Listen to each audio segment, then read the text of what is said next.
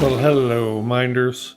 Welcome to 2025 in the Mind of Watercolor. Yeah, so today we are going to take a look, our first video of the year, at my new Maimeriblu 6-color set. We're going to swatch it out, and we're going to talk about why I like these colors. These are the 6 Maimeriblu colors, in case you want their names and part numbers in a little more detail. Maybe you don't want to buy this set. Maybe you already have some of these colors and you just want to fill in. So there they are. You can freeze on this. I was really tickled when Maimeri asked me to choose this set. Maimeri is a really great Italian brand. As many of you know, M. Graham has always been probably my top favorite. There are lots of great paints out there. Maimeri is just another one of them. I first became aware of Maimeri probably 7-8 years ago, looking for a paint to put in a travel palette, one that I knew would stay put. M. Graham sometimes will run, so I wanted one that was a little firmer and a travel palette, and I chose Maimeriblu, and I've never been disappointed with them. They're just very vibrant colors. Recently, and I say recently, it's probably 2 to 3 years now, I'm not sure, they completely updated the line. They took a lot of the multi-pigment colors out and went to single pigment colors. Their range includes 90 different colors. They have a sample card that you can order. I think it's Dick Blick that has the, I'm not sure who has these. I'll look it up and put a link down below. Great way to test out the colors to see what you like. Get one of these sample cards. These are actual dabs of paint. If you're not familiar with a sample card, Daniel Smith does this. A couple others do this. Schminka. But Maimeri has one too that you can buy. And I really kind of puzzled over the 6 colors. You know, when you're asked to choose 6 colors, what do? My first thought was to make it kind of supplementary to a fuller palette. I didn't think that would be a good idea. I thought I wanted something that would work as a standalone, but also might add something to a more standard choice of colors. Not that these colors are weird, but I'm really puzzled over this. Before I get into each color in detail, let's just swatch it out real quick. All right, we'll start with Indigo, or NB1. This was the one color that I've gotten a lot of questions about. Indigo is a plant-based dye, which is why the weird pigment number. It's considered to be non-light fast in a lot of situations. In most situations, you're just talking about the normal dye. They've gone through a type of stabilization process. I read about it. I don't fully understand it, but they rate it as full light fastness. Now, that said, there have been others out there who've tested this product, and they say that it fades on the diluted end in bright sunlight. Now, that last statement is important when you're considering light fast colors. Many companies certify or rate their light fastness as fully light fastness based on museum situations for 100 years. That's like a typical criteria. Museum conditions for 100 years. I personally am happy with that.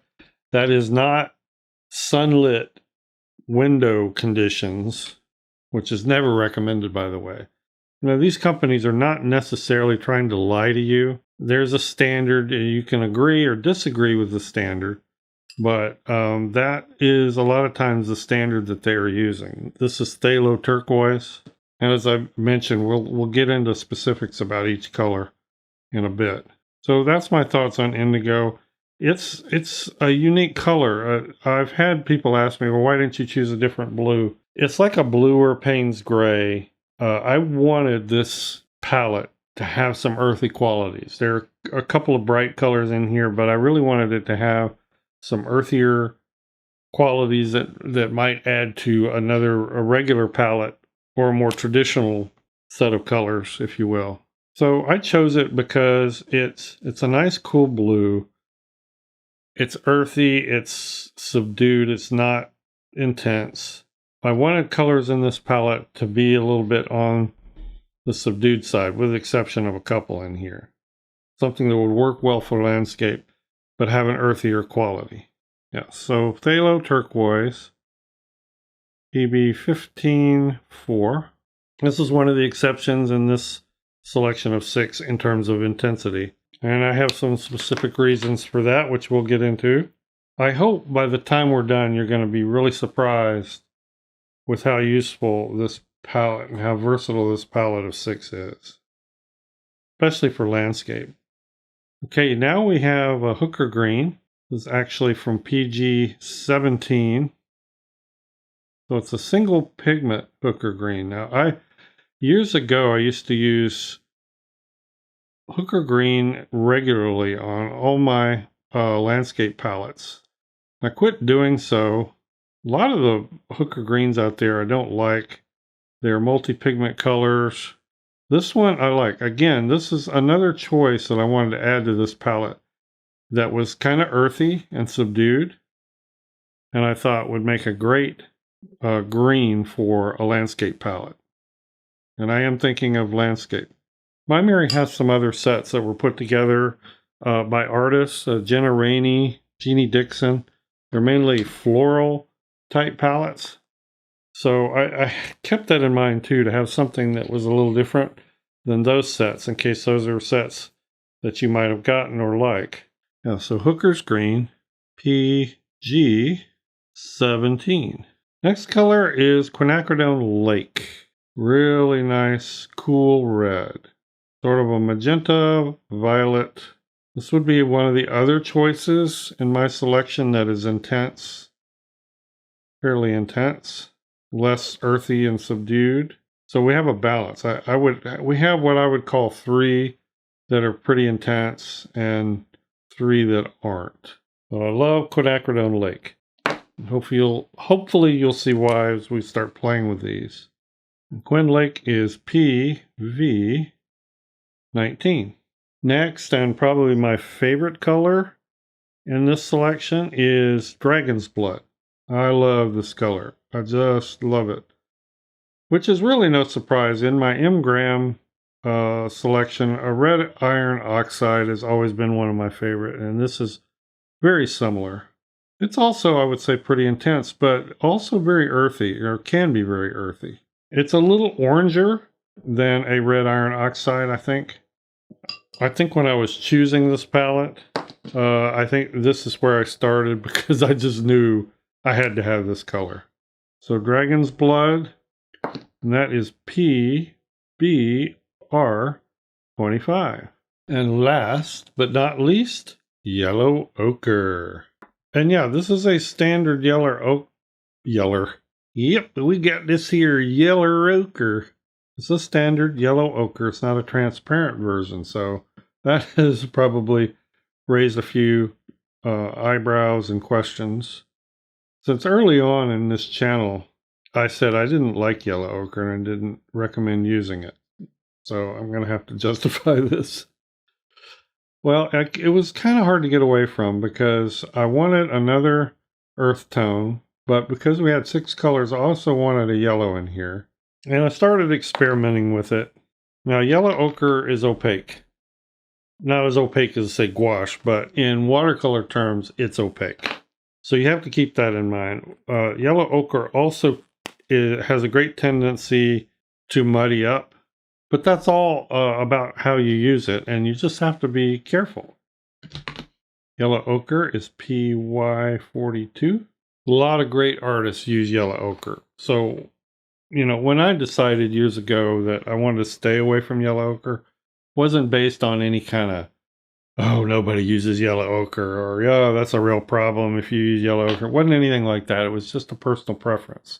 I have done a lot of layering and glazing in my painting life, and that didn't always seem to be the best color to do with. Also, for years as an illustrator, I painted with student grade paints, which I didn't like very much, but I didn't know the difference or really sense that there was such a great difference between professional grade and student grade. Well, there is. So if you're careful about the opacity, I usually use yellow ochre in single layers or as a first layer in situations where you don't want it to, cover up the beautiful transparency or vibrancy or luminosity of something else. You just have to be knowledgeable of it. You just have to watch it. But it works great as a yellow, and if you are careful, you can create some beautiful colors with these. I hope as you take a look, you see and get the feel of how well this can work as a landscape palette, a landscape selection of colors. So let's do a little bit of playing with these 6 colors, and you'll start to see my rationale in choosing them. Now, I'm not a chart guy. I don't feel like they help me personally. If you do watercolor charts, I encourage you to go ahead and do a watercolor chart. All the colors down this way, that way, and every combination they'll make. I don't tend to do that. I tend to play with them a little more freeform, and I tend to just paint. One way is not better than another. That's just my way. All right, so here's how we're going to play with these colors. This is a Butcher tray palette. You may have seen these. They're enameled, surface similar to ceramic. This is a great way to show off colors. So I set up that 6 color set this way for studio painting. Well, let's start with my favorite, which is this. Obviously a great fall color, great rusty color. Right away, when I paint with a color, I like to immediately try to figure out what I have in the set that's a complement, or what I have on my palette that's a complement. Right away, the indigo will give you a nice gray. And you can shift that gray either way. You can get to where you have a nice umber, or burnt umber, or raw umber. You can shift it back the other way. Get like almost a Payne's gray, but a very warm, or even like a dove gray. See that? So that's probably the most useful complement. The other one would be the turquoise. The turquoise does a similar thing as complements go. Stays kind of green, but you have a little different sort of a brown. So most of your earth tones are going to come out of this and out of this. And there are so many, so many earth tones that you could make just from these 2 complements. Look how, if I wanted to use the turquoise and get sort of a nice blue-green, but I didn't want it to be very intense, look at that. That's just a beautiful neutral, greenish-gray neutral. As we trip around the palette, let's try this and this. And now we have some nice yellow oranges, so to speak. Very earthy though. That is a really nice raw sienna right there. And of course you can bend it either way. But again, just keep in mind that opacity coming from the yellow ochre will be there. Going this way, some wonderful red browns and purpley browns. Again, just a nice red shifting earth tone. And if you need to gray that out a little bit, just bring in a little of the turquoise, and it gets much duskier or grayer. Complements are so important, to know your palette and know your complements. And I tried to consider them heavily in this choice. All right. Yet another complement would be this one. But now it's a near complement, so the shift is going to stay green. And as you move more towards the dragon's blood, you're going to get yet another nice brown. But it's sort of a yellowy green, so it doesn't fully gray out the dragon's blood. But again, some really nice neutrals there. very earthy. I'm going to use that word a lot because that's the way I designed this palette, especially for landscape. All right, well, let's move over here to yellow ochre. You can glaze with opaque colors, so keep that in mind. Yellow ochre is strong enough that if you tint it out with enough water, you still have a fairly transparent glaze. So your yellow is in there. I like to, though, usually try to put these kind of opaque colors down when I'm glazing. Put them down first. But you can glaze over darker colors. Let's try it. We've already tried it with Dragon's Blood. Let's get some quinacridone lake in there. A nice, rich, salmon-y color there.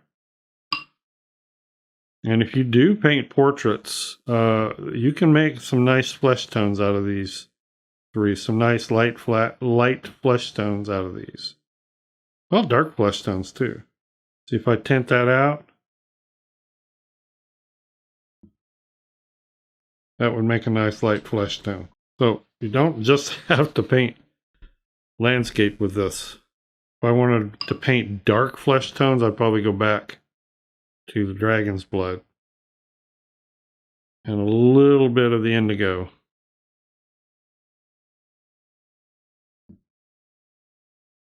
And you've got good dark flesh tones. Now let's talk about greens. Obviously you have the turquoise, which is greenish blue. And you have the Hooker's green, but if you mix Hooker's green, you have a nice earthy yellow green. And that's just great. I mean, I love being able to paint with desaturated greens instead of so many palettes that you buy with pre-selected colors have just these overly brilliant greens, and then you spend most of your time trying to mix and figure out. But these are fairly naturally and easily subdued and make for some very natural greens. And like with any color, you can shift it back and forth. However, if you do want a more brilliant green, just bring in some of this turquoise and check it out. That's a fairly bright green, or at least in landscape, naturalist looking greens, that's about as brilliant as you usually would want to paint. Now we'll brighten up those greens just a bit, but I'm not done.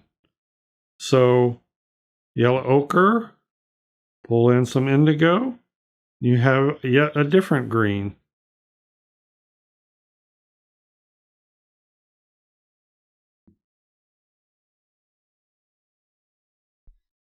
So the variety of greens you can make with this are nice. They're different than your typical bright greens or sap greens. You can get almost sort of a green gold. If you use a little turquoise, go back to the turquoise, and mostly yellow ochre and turquoise. Again, it's subdued, earthy, but a bit of a green gold. And that was the thing that I was most pleased with and what I was aiming for with this palette. Just to be able to naturally paint in more subdued colors. All right, let's go back this way. There's no purple in this set, but you bring this quinacridone lake out here, add a little bit of the indigo, you're going to have a purple. And once again, it's a more subdued purple, but it's a beautiful one. Maybe not as brilliant as, like, say, a dioxazine, but when you're painting in landscape, you usually don't want that. So again, this palette is helping you paint a little bit more subdued and desaturated. I love the purple that creates. But now you take that quinacridone lake and some of this turquoise, and you'll get yet a different purple, because this turquoise has a lot of blue in it. You can shift it. Now we have a sort of a brilliant blue, almost a subdued French ultramarine. I mean, the mixing magic is just so fun.